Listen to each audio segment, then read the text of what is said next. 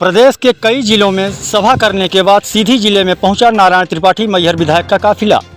सभा में नारायण त्रिपाठी का छलका दर्द, बोले भारत रत्न भीमराव अंबेडकर के संविधान पर यह भारत चल रहा है, उसी कानून के तहत हम लड़ाई लड़ रहे हैं। कहीं तो कानून में लिखा होगा हमारा हक हमें दे दिया जाए, भीख नहीं मांग रहे हैं। अपनी हक की लड़ाई लड़ रहे। कई वर्षों से कहा जा रहा कि बिंद को प्रदेश बनाया जाएगा, पूर्व स्वर्गीय प्रधानमंत्री अटल बिहारी वाजपेयी जी का सपना पूरा कर दिया जाएगा। जो शर्तें रखी गई थी, जो सरकार किसान को बिजली न दे सके, पानी न दे सके, अच्छी शिक्षा न दे सके, वह सरकार बिंद के लायक नहीं है। बिंद में खनिज संपदा है, ऐसे कई उपयोग हैं जो प्रदेश बनने में बिंद सक्षम है।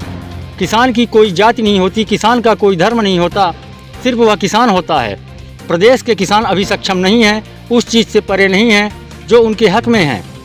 मध्य प्रदेश के मुखिया सिर्फ 15 सालों से यही बोल रहे हैं कि भांजे और भांजियों अभी मामा है, आपको चिंता करने की कोई ज़रूरत नहीं है। ऐसे में क्या किसान का हक मिल जाएगा, सोचने और समझने का विषय है।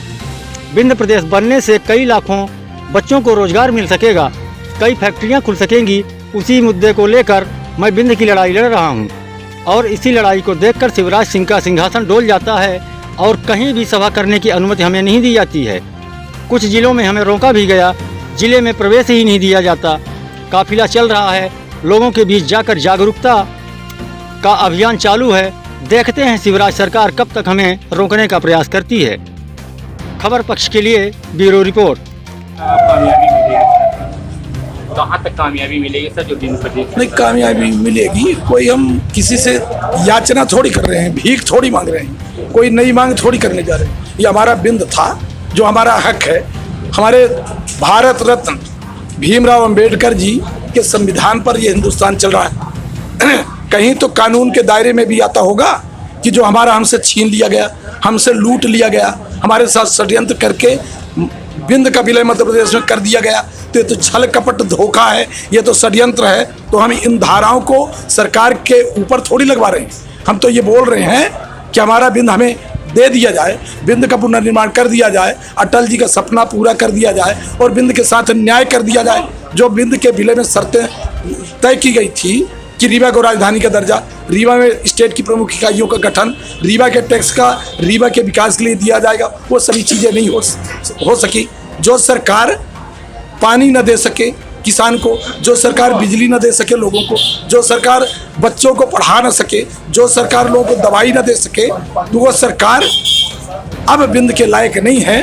बिंद सक्षम है, खनिज संपदा की दृष्टि से, सभी दृष्टि से बिंद आत्मनिर्भर समृद्ध है। इसलिए बिंद का पुनर्निर्माण आवश्यक है, बिंद अवश्य बनेगा। जी भैया, किसान की बात कर रहे हैं, भी किसान के साथ उत्तर प्रदेश में हमारे जो मध्य प्रदेश के लोग हैं, यहाँ का किसान बेचारा जागृत नहीं है, यहाँ का किसान अभी कमजोर है, इसलिए उस मुद्दे में नहीं जा पाया।